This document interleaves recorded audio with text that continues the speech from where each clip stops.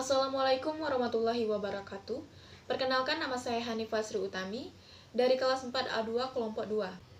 Di sini kami akan mempresentasikan hasil diskusi kelompok kami. Sebelumnya, saya dan teman-teman saya banyak mengucapkan terima kasih kepada dosen kami yang terhormat Bapak Muhammad Hidayat SE MSI yang telah memberikan kami kesempatan untuk menyampaikan sebuah materi. Materi yang akan kami bahas adalah pajak pertambahan nilai yang biasa disebut dengan PPN. Materi yang pertama akan disampaikan oleh Ega Bayu Setiawan. Kepada Ega, saya persilahkan. Perkenalkan, nama saya Ega Bayu Setiawan dari kelas 4A2 kelompok 2. Sini saya akan mempresentasikan hasil diskusi dari kelompok kami tentang PPN.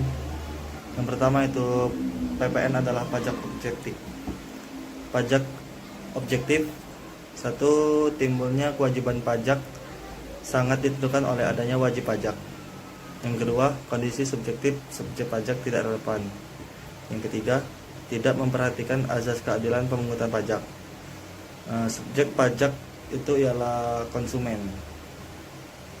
Terus PPN atau pajak pertumbuhan nilai, pengertian PPN atau pajak pertumbuhan nilai itu adalah pajak yang dikenakan atas konsumsi dalam negeri oleh wajib pajak orang pribadi, badan dan pemerintah. Dalam penerapannya, badan atau perorangan yang membayar pajak ini tidak diwajibkan untuk menyetorkan langsung ke kas negara, melainkan lewat pihak yang memotong PPN. PPN hanya dikenakan atas konsumsi barang kena pajak atau jasa kena pajak yang dilakukan dalam negeri. Oleh karena itu, produk impor dikenakan PPN dengan persentase yang sama dengan produk dalam negeri. Terus yang ketiga itu ada undang-undang yang mengatur PPN. Yang undang-undang yang mengatur PPN itu ada 3. Yang pertama itu Undang-Undang Nomor 8 Tahun 1983. Yang kedua Undang-Undang Nomor 18 Tahun 2000. Yang ketiga Undang-Undang Nomor 42 Tahun 2009. Di sini langsung saja saya akan menyampaikan materi tentang objek PPN. Objek PPN ada beberapa, yaitu 1. Penyerahan barang kena pajak atau BKP dan jasa kena pajak atau JKP di dalam daerah pabean yang dilakukan oleh pengusaha. 2. Impor barang kena pajak. 3. Pemanfaatan barang kena pajak tidak berwujud dari luar daerah pabean di dalam daerah pabean. 4. Pemanfaatan jasa kena pajak dari luar daerah pabean di dalam daerah pabean. 5. Ekspor barang kena pajak berwujud atau tidak berwujud dan ekspor jasa kena pajak oleh pengusaha kena pajak. 6. Kegiatan membangun bangunan dengan luas lebih dari 200 meter kuadrat yang dilakukan di luar lingkungan perusahaan dan atau pekerjaan oleh orang pribadi atau badan yang hasilnya digunakan sendiri atau pihak lain. 7. Penyerahan aktiva menurut tujuan semula tidak untuk diperjualbelikan sepanjang pajak masukan yang dibayar pada saat perolehan aktiva tersebut dikreditkan. Lalu, barang atau jasa yang tidak dikenakan pajak pertambahan nilai atau PPN. 1. Barang hasil pertambangan atau pengeboran, yaitu minyak mentah, asbes, batu bara, gas bumi, dan lain-lain. 2. Barang kebutuhan pokok, yaitu beras, jagung, susu, daging, kedelai, sayuran, dan lainnya. 3. Makanan dan minuman yang disajikan di rumah makan atau restoran. 4. Uang dan emas batangan. 5. Jasa pelayanan medis, pelayanan sosial, jasa keuangan, asuransi, pendidikan, dan sebagainya. Dasar pengenaan pajak PPN. Pertama, harga jual. 2. Penggantian. 3. Nilai impor. 4. Nilai ekspor. 5. Nilai lain. Tarif PPN. Tarif PPN menurut ketentuan Undang-Undang Nomor 42 Tahun 2009 Pasal 7. Pertama, tarif PPN adalah 10%. 2. Tarif PPN sebesar 0% diterapkan atas ekspor barang kena pajak berwujud. Ekspor barang kena pajak tidak berwujud. Ekspor jasa kena pajak. 3. Tarif pajak sebagaimana dimaksud pada ayat 1 dapat berubah menjadi paling rendah 5% dan paling tinggi sebesar 15%, sebagaimana diatur oleh peraturan pemerintah. Di sini saya akan menjelaskan tentang PKP, pengusaha kena pajak.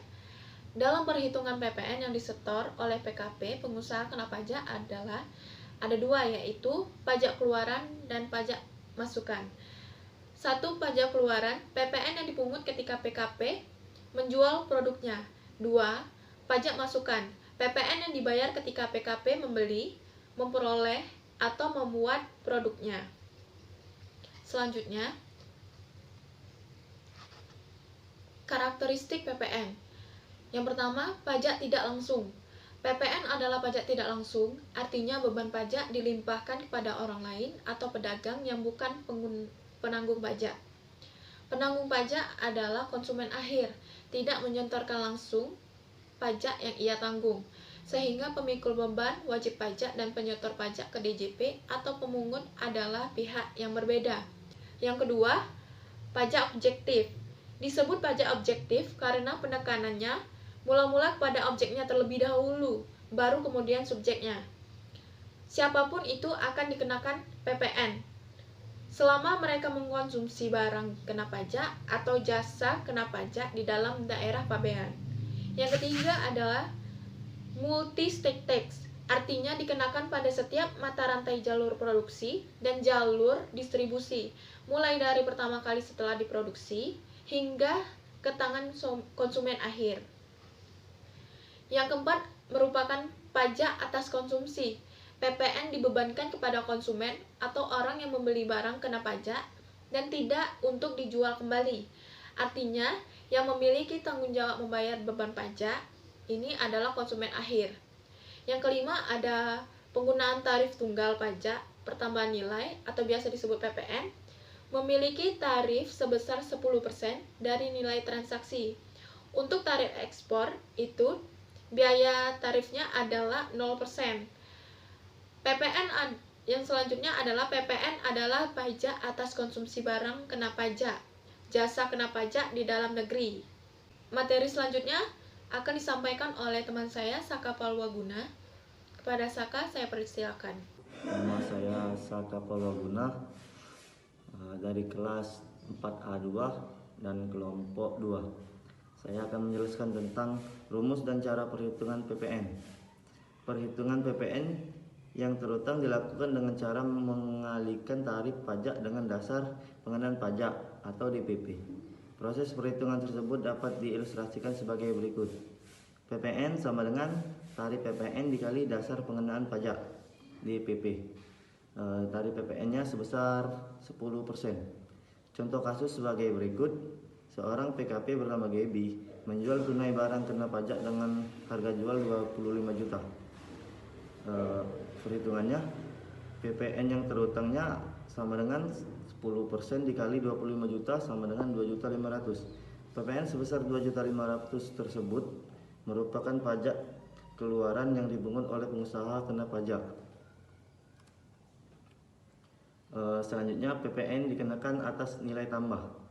Yang pertama, adapun yang dimaksud dengan nilai tambah, suatu nilai yang merupakan hasil penyembelahan biaya produksi atau distribusi yang meliputi penyusutan, bunga modal, gaji upah yang dibayarkan, sewa telepon, listrik, serta pengeluaran lainnya, dan laba yang diharapkan oleh pengusaha. Yang kedua adalah nilai tambah di bidang perdagangan, dapat juga diartikan sebagai selisih antara harga jual dengan harga beli barang dagangan. Wita Saputri akan menjelaskan mekanisme pemungutan PPN, pembayaran, serta pelaporan PPN. Yang pertama, mekanisme pemungutan PPN terbagi menjadi 3, yaitu addition method. PPN dihitung berdasarkan penjumlahan nilai tambah dikalikan dengan tarif. Yang kedua, subtraction method. PPN dihitung berdasarkan selisih harga jual dengan harga beli dikalikan dengan tarif. Yang ketiga, credit method. PPN dihitung berdasarkan selisih antara PPN yang telah dibayar pada saat pembelian dengan PPN yang dipungut pada saat penjualan. Selanjutnya, pembayaran dan pelaporan PPN. PPN mengikat pembeli dan penjual, seperti yang telah dijelaskan sebelumnya. PPN adalah kewajiban dari pembeli, sehingga dibayarkan oleh pembeli itu sendiri. Sedangkan kewajiban pemungutan, penyetoran, dan pelaporan PPN merupakan kewajiban penjual atau pengusaha kena pajak atau PKP. Penjual atau PKP kemudian melaporkan pungutan PPN secara akumulatif ke Dirjen Pajak. Bukti pungutan PPN ini disebut dengan faktur pajak.